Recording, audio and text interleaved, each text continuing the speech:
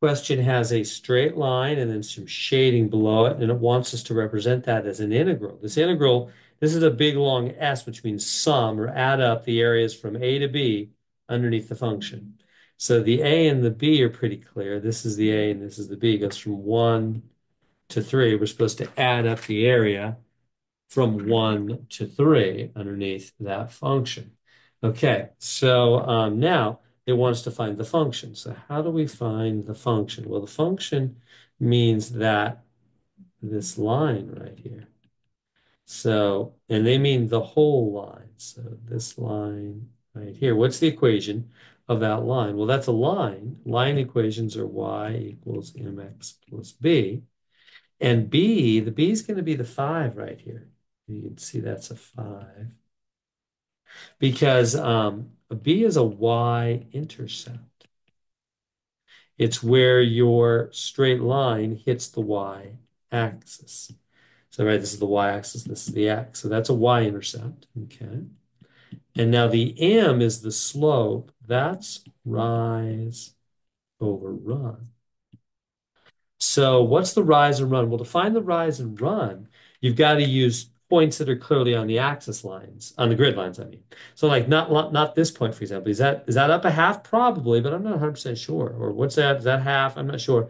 Just to be sure, how about we use this point? That'd be a good one, or that one, or that one. Any of those three are fine. We just need two of them. It doesn't matter. Maybe I'll do these last two. So this one goes down one. That's oops. That is -1 rise. Remember, you count jumps. And then this is going over 1, 2, plus 2 is the run. So the rise over run between these 2 points is down 1 over 2. So the rise over run there is down 1 over 2 x plus 5. And so here's the equation. It's -1/2 x plus 5. Negative in the top of a fraction, you just move it to the front. One negative in a fraction doesn't matter where it's at, top, bottom, front, whatever. They made it a decimal, same thing. By the way, you might say, what if I did these 2 points was here? And same thing, down 1 over 2, same slope. What if you did from the first point all the way to the third? Down 2 over 4. And down 2 over 4 reduces to be down a half, same slope. So it doesn't matter. Pick any two of these points that are on the line and clearly at the intersection of grid lines so you know exactly where they're at. And then just go rise, run, and you'll get that equation. All right, now for the last part, find the area of that blue shaded region. That's actually not easy. So let me help you with that. Let me try to get rid of all this stuff so we can do it carefully and clearly. All right, so I don't know why that one writes very well. Okay, so let's find the area. How am I gonna do it? Well, I'm gonna break it up. I'm gonna go, okay, let's just put a line right there in these lines. We'll just count our boxes right there. So that's pretty easy.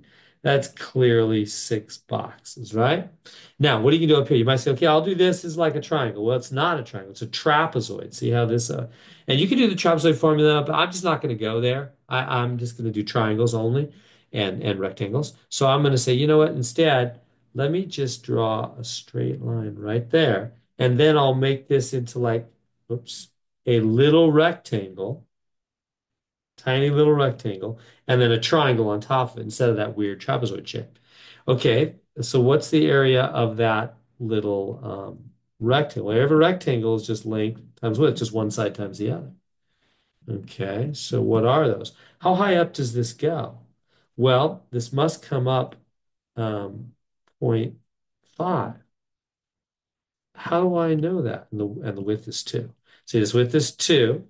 This is 2 wide, 0.5 high. You might think, how do you know for sure it's 0.5? Well, because the slope right here is -1/2. I find that out. So that means it must go down a half over 1, down a half over 1, right? From the line, down a half over 1, down a half over 1. See how the line just keeps going down a half over 1, down a half over 1, right? That's the slope. So that must be a half. So this rectangle is 2 wide, a half tall. So the area of that little rectangle is half times 2, which is just 1. Okay. Now, last thing is what's the area of this triangle up here? That's a triangle. The area of a triangle formula. Bring it up a little higher. The area of a triangle formula is a half base times height. So, okay, what's the base and the height? Well, the base again is 2. What's this height here? Well, it's 1. Let me show you. Base is 2, the height is 1. How do I know? Well, the base is clearly 2. There's the base of the triangle.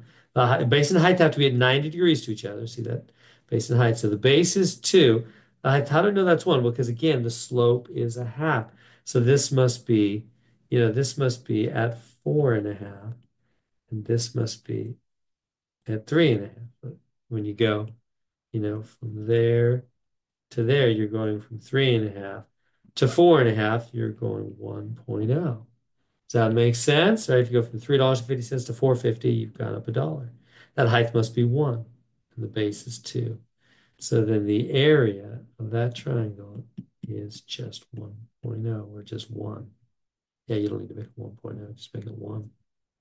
It's 1. Because half of 2 is 1 times 1 is still just 1. So let's put those all together now. So putting that, all those areas together, we've got the 6 right here for the squares at the bottom. Then the tiny little rectangle squeezed in there is 1 right there. And this little rectangle right here. All right, we got the 6 little squares right here. We get the little rectangle here, which is 1. And this little triangle is also 1. So that comes out to be 8. And so there we go.